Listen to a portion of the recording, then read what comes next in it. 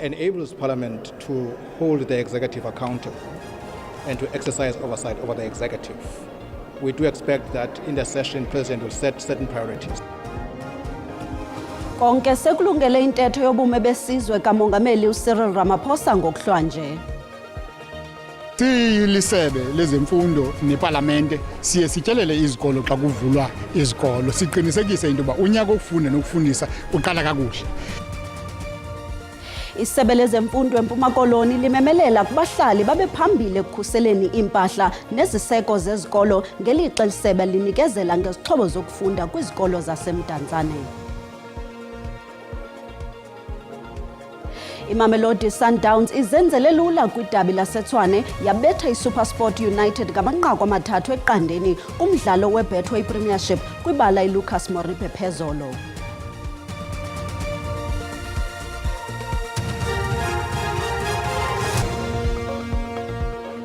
Mandi bambe ngazozibini kuNimzo Ntsundu thina boqala zive masiniphakele kuvimba wethu esinilungiselele wona namhlanje.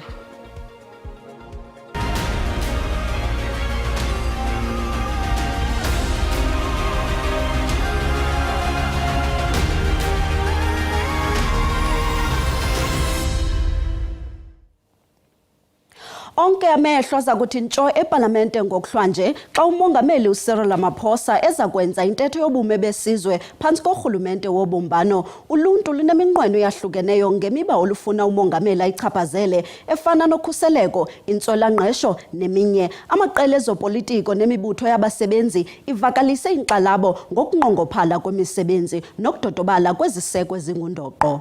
Ukanti ke ngoku masithi tsigxada kwiholo lesixeko saseKapa apho intatheli zakunikezela khona nalapho umhleli wethu wezepolitiko uMzwandile Mbeche sengxamile. Mazwayi masikomkele, ingaba yintoni uMongameli uRamaphosa azakuchancatha kuyo kwintetho yangokuhlanje?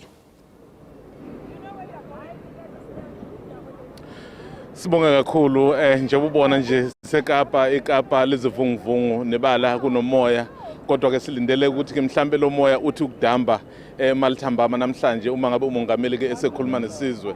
Uzokhumbula ke ukuthi inkulumo yakhe yokuqala ngqale njengoMongameli ohola iGNU asikubali lapha evula iParliament ngokusemthethweni ngonyaka odlule. Silindele ke ukuthi uMongameli ethinte izinto ezibalekile ikakhulukazi udaba olumayelana nokutholakala kwemisebenzi kuqedwa kobubha kanye nokulethwa kwensiza kubantu ngoba phela siyazi ukuthi ke abantu abaningi bayakhala bayahlupheka ngento eziningi. uMongameli ke silindele ukuthi ethinte ezintweni enjengalezo.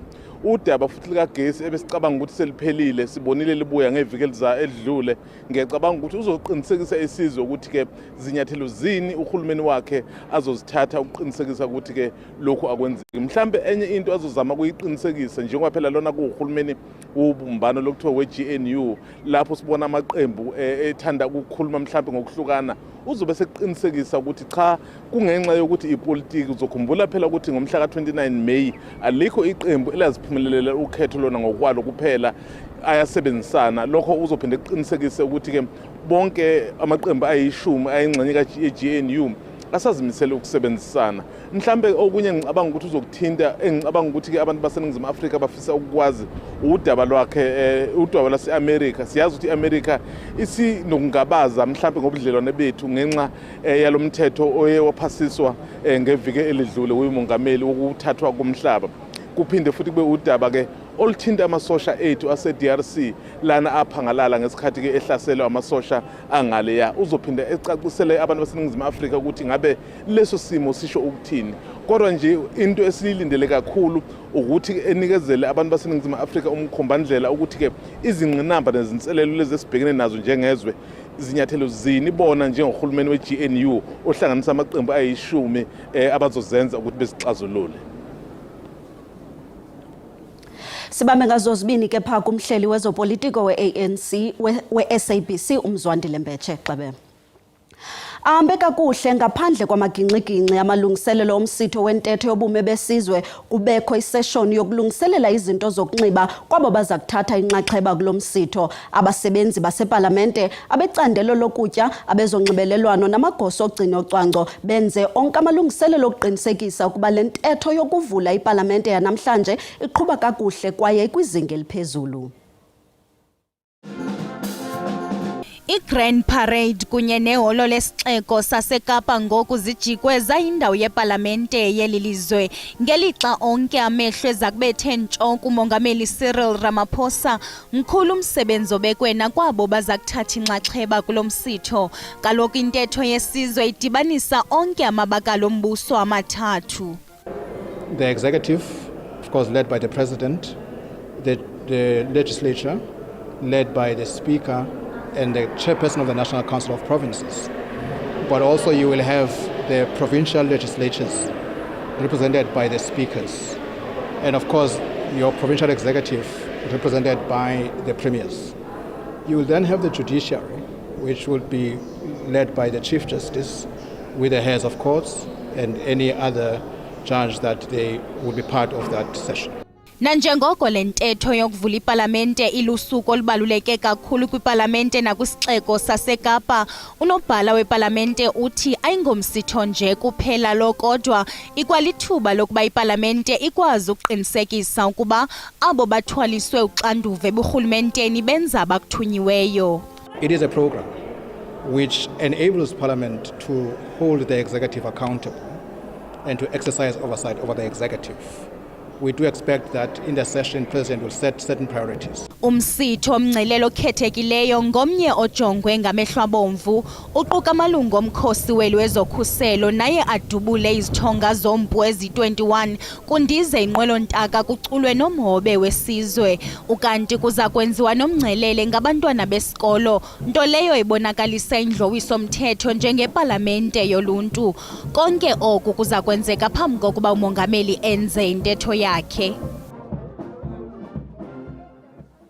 Okanti masiphinde sibuyele kwihoyo lesixeko saseKapa apho kuza kubanjwa khona intetho yobume besizwe. Intatheli yethu Lulama Matya ungxangile. Lulama, siyakwamkela ngokuqinisekileyo ngokwamalungiselelo aqhutywayo seyikuqoshelisa nje. Madbulele Lisa wamkelekile apha eCape Town. Nalapho silindele uba nge-7 o'clock ngokuhlwa nje umongameli anze intetho yesizwe. Uza kubongelwa ke umongameli xa eza kungena. Ndijoyinwa yimbongi eza kumbongela uLisa Matheza. Wamkelekile SABC. Ndiyabulela kakhulu siswa. Khasibonise mani uzawuthini pha? Kaloku namhlanje ndizabe ndisithi Afrika nosama Afrika! Afrika nosala womlisela nomthinjane. Ibamba apho kwenzela uba abaphulaphuli bazokwazi ukubukela ngo-7 o'clock. Uziva njani ufumana inyweba engaka yozokubongela umongameli? Ndiziva ndichulumance kakhulu sisi kuba kaloku emva kweminyaka elishumi nam ndikwazile, emva kweminyaka elishumi ndiyimbongi, ndikwazile ukubana ndonyulwe ndichonge ukubana ndize apha ndizovulela umongameli amasango, nto leyo endingazange ndayicinga ukubana mna ndingu-inako ndingakhe ndibe lapha ndinyathela apha ndizobonga umongameli. Ndichulumance ngeyona ndlela siswam. Ungathini kubanye abantwana abancinci basakhulayo ababongayo abafuna uba kule ndawo kuyo namhlanje? Ndingathi kubo ukubana funeka kule ndlela funeka ngamntu uncamayo, funeka uzazi ukubana ufuna ntoni. Awukwazi utyala imbewu namhlanje ufuna uvuna ngengomso. Njengokuba besenditshilo ukubana mna ndineminyaka 10 ndiyimbongi, andithanga ndatyala namhlanje ndavuna ngengomso. Njengokuba usazi na umthi wama-apile iziqhamo ziphuma emva kweminyaka 10. Into ndifuna ukuyitsho kubo leyo into yobana ze bangancami, ekugqibeleni ukhona umvuzo. Okuhle kodwa ngale njekalanga. Ndiyabulela kakhulu siswa mazeletho. Nantso ke imbongi babukeli be-SABC ilungiselela ngokuhlwa nje xa sizawujonga nangoku into yobana nantsi red carpet iyalungiswa, ilungiselelwa umongameli noezithwalandwe kunye neendwendwe ezibalulekileyo eza kuzimasa lo msitho. Ngoko ke ndingatsho ndithi yonke into ime ngobumo ukulungiselela intetho kamongameli yesizwe ngentsimbi yesi-7 ngorhatya. Mandiphose kuwe studio. Sibambe ngazo zibini kwintatheli yethu uLulama Matya eseKapa. Ukanti ke ngoku masithitsi gcada evenkileni.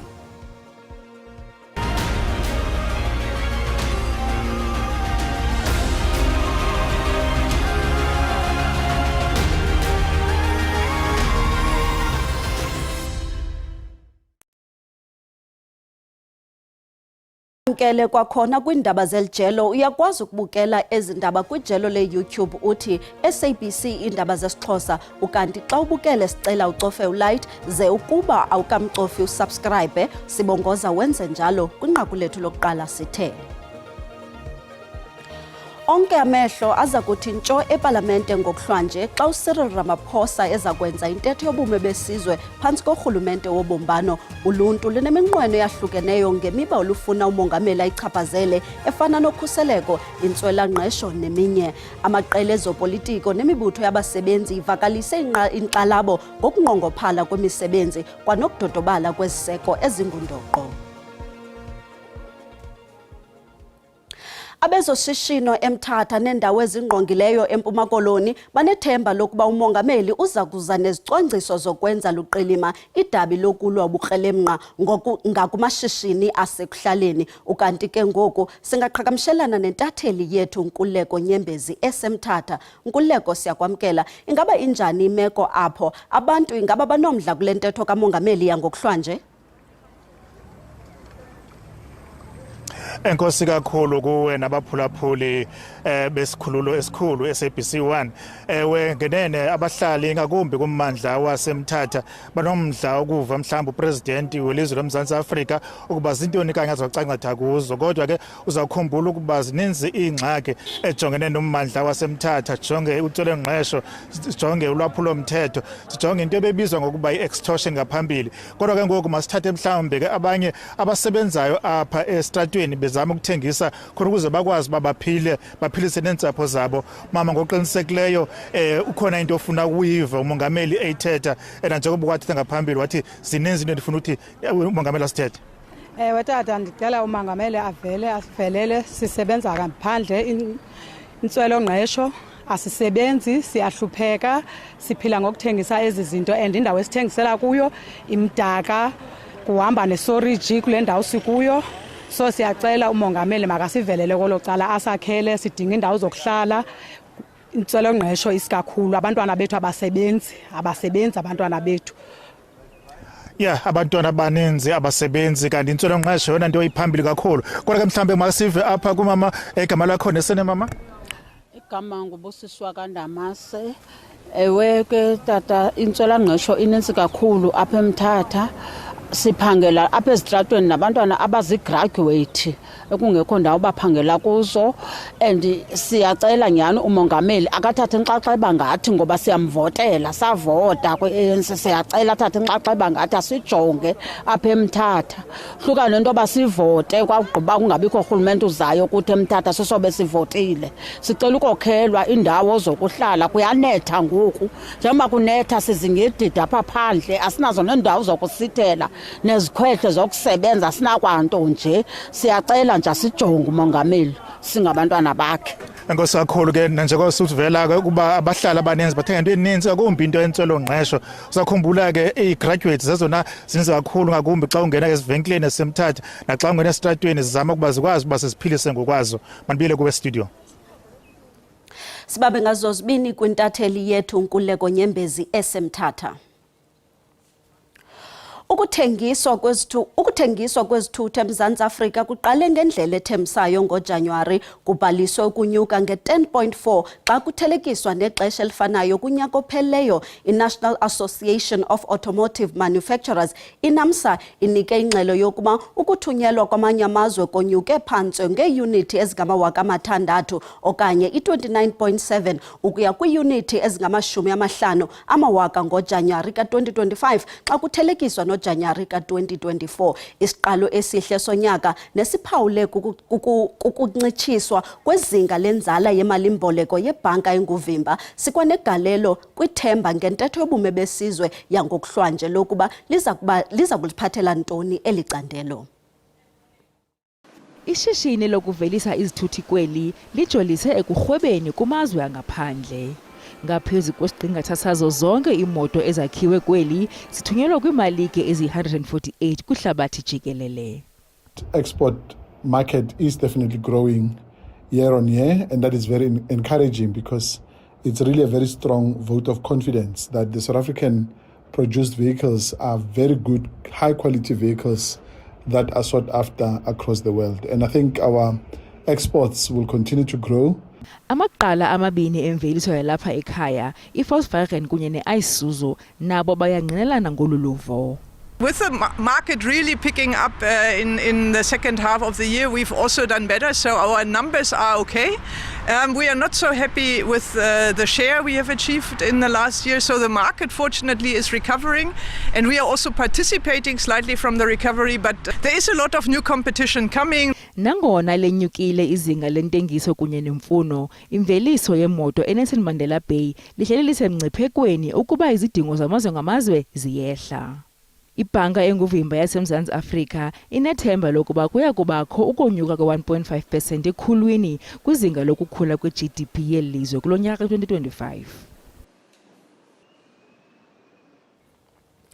Isebe lezemfundo eMpuma Koloni limemelele kubahlali babe phambili ekukhuseleni impahla neziseko zesikolo. Elisebe ngokubambisene nenkampani yeminxeba liphehlelele ngokusesikweni iphulo lokunikezela ngeetablets kwizikolo zaseMdantsane. Ezi zixhobo ziza kuncedisa abafundi bematriki kwizifundo zabo. Le nkqubo isekwe ngeenjongo zokuphuhlisa inkqubo yemfundo kwizikolo zikarhulumente, ikwaneenjongo zokuhlohla abafundi kubuxhakaxhaka bale mihla zibafunde kuyo baqhelane nayo. Le nkqubo iza ngexesha apha eliphondo lijongene nomngeni wokuqhekezwa kwezikolo kuthathwe iikhompyutha nezinye izixhobo zokufunda ezibalulekileyo. Kodwa ikomiti ejongene nezemfundo kwiphondo leMpuma Koloni ithi inethemba lokuba abahlali baza kuncedisa ekulondolozeni izixhobo zokufunda ezikolweni. Tyelela izikolo uvulwa kwezikolo ba siyilisebe lezemfundo neParlamente siye sityelele izikolo xa kuvulwa izikolo siqinisekise into ba unyaka okufunda nokufundisa uqala kakuhle. Enye izinto ebese sizikithini sezinto besizenza yethi ii-communities mazibuye zithathe izikolo zazo kuzo ukwenzela into ba zikwazi ukuzikhusela izikolo zazo. Iyona vangeli ke leyo esishumayelayo esicinga into ba iza kusincedisa. Ezinye izikolo sesizibonile into ba ii-communities, your SGBs and communities, and there are safety organizations at schools, so which are protecting le meko yezinto zesikolo. Abazali kwakunye nabafundi bayamkele le nkqubo besithi ukusetyenziswa kobuxhakaxhaka bale mihla kwinkqubo yokufunda kuza kuyitshintsha inkqubo yokufunda nokufundisa ezikolweni.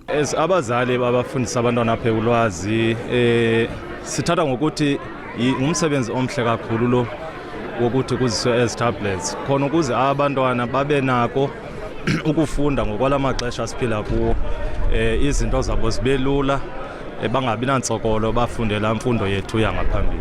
Ezi tablets zasincedisa kakhulu in terms of basenze i-assignments because abanye bethu baboleka ifowuni abazali, and then abanye bethu mhlawumbi ngabantu abanxiba izipeks iifowuni ezincinci abakwazi ubona kakuhle because then itablet at least inkulu ine-advantage uba ubone yonke into yona xa researchayo senze projects. Le nkqubo ikwajolise ekuvaleni isikhewu sokushota kweekhompyutha kumathala ekhompyutha ezikolweni, kwaye isebe lithi liza kuyikhulisa le nkqubo kuxhamle kuyo nabafundi abaquka bebanga lesibhozo nelethoba. Ndingusidima Mfeku kwindaba ze-SABC ndisemdantsane. Umbutho wezizwe ezimanyeneyo uthi iqela labavukeli be-M23 liqinisa ugonyamelo kwisixeko saseGoma ngakwimpuma yase-DRC ngokuthi gqolo nokuhlola ngokuqoqa izindlu. Oku kuza emva kokuba eli qela labavukeli limbomzeleke kwesi sixeko libhengeza ukusithimba. Zisathe cwaka noko izithonga zemiphu kwisixeko saseGoma emva kweveki yongquzulwano belinobungozi phakathi kophuma silwe be-M23 nemikhosi yaseCongo. Kodwa ukrwitha-krwithwano lusekhona nanjengoko abahlali bebike ukubiwa kwezinto okwenzekayo, ukuqweqwediswa kweemoto zemibutho yoluntu nokungenwa ngonyanzeliso kwezindlu zabucala. Umbutho wezizwe ezimanyeneyo i-UN uthi oku kunyasha umthetho wehlabathi jikelele wolungelelwano lwemo yentlalo yoluntu. Kananjalo lulwabhici lobundlobongela lushiya isixeko saseGoma sijijisana nemeko emaxongo nanjengoko izibhedlele zime ngembambo ngumbhono Mxesibe owonzakeleyo. Kunjalo nje amawakawaka oluntu asilela izidingo zokuphila. Lo gama abezomthetho kanye nesigqeba saseParlamente eCongo babenomhlangano ngoLwesibini ukucwangcisa indlela zokunqamla izixhiphothi zondiyalwa. Kambe ke bagxeke kabukhali urhulumente waseRwanda ngokusengela thungeni linye neqela labavukeli be-M23 beseleka ngelithi akuginyisi mathe kwaphela ukuthula kwehlabathi jikelele nokuswela amanyathelo kulombhodamo uqatselayo. Kodwa ke noko ukhona uxibilili emva kwesibhengezo sokuthomalala kwemfazwe yabavukeli be-M23. Ukanti ke ingqungquthela yenkokheli zoluntu zommandla wempuma yelizwekazi iAfrika nabezophuhliso kumazantsi weAfrika icwangciselwe ungomso neza kushukuxa izisombululo zokuqala ingxabakaxaka kwimpuma yaseDRC. Lifikelele esiphelweni namhlanje ilinge lokutshutshisa bucala lalowo wayesakuba ngumongameli umnumzana Jacob Zuma obefuna ukutshisa wangena ezihlangwini zakhe umongameli uCyril Ramaphosa okukulandela emva kokuba igqwetha likamnumzana uZuma uadvocate Khosi Phama Sihunu lazise inkundla ephakamileyo yaseGauteng ukuba bayawurhoxisa lo mba.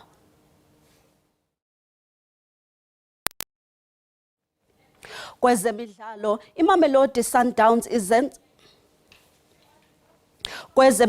iMamelodi Sundowns izenzele lula kwidabi laseTshwane yabetha iSuperSport United ngamanqaku amathathu eqandeni kumdlalo weBetway Premiership kwibala iLucas Moripe phezolo. Kwelinye icala iOrlando Pirates yoyise iSikhukhune United ngamanqaku amabini kwelinye eOld Peter Mokaba Stadium ePolokwane. uJayden Adams ubhalise inqaku lakhe lokuqala kwigala lakhe elitsha ze uTashrik Matthews weza nesibini sakhe samanqaku abone abafana bestayela begcina umsansa phakathi kwabo nePirates bese sibhaxo sesine esisilandelelana kumatsatsantsa swabeka kwindawo yeshumi elinesibini kulokho. Ayadlala kwakho lamaqela ngempela veki kwiBetway Premiership. iSundowns isindleka iPirates ngomgqibelo, iSuperSport isa umdlalo kwiSikhukhune United ngecawe. Kanti ke amabhakaniya aseshena ngamanqaku amathandathu neSundowns esencochweni yalokho abe esafumbethe umdlalo esandleni. Kumdlalo iPirates neSikhukhune amanqaku angene ebutsheni beziqingatha zozibini elifakwe nguDion Hotto noma Khehleni Makhawula abona iPirates iphumelela imidlalo elandelelana nakubeni iye yavuza uLinda Mtambo wabhalisa elakhe inqaku ukunciphisa isikweleti. Opens as a counter Orlando Pirates. They score early in the first half. They score even earlier in the second half Orlando Pirates. Kweminye imidlalo yaphezolo iTS Galaxy ibambene ngeqanda nePhulukwane City logama iCape Town City ibambene ngenqaku neGolden Arrows eAthlone Stadium. Sixolise ngabaginxiginxi elonqaku ukanti esixhoseni kuthiwa okungapheliyo kuyahlola. Ngoko ke siphelile ezelixesha indaba ezilandelayo ziza kuza phano xa bethu ngentsimbi yesixhenxe. Masiphinde thina sibonane kwixesha elizayo. Enkosi.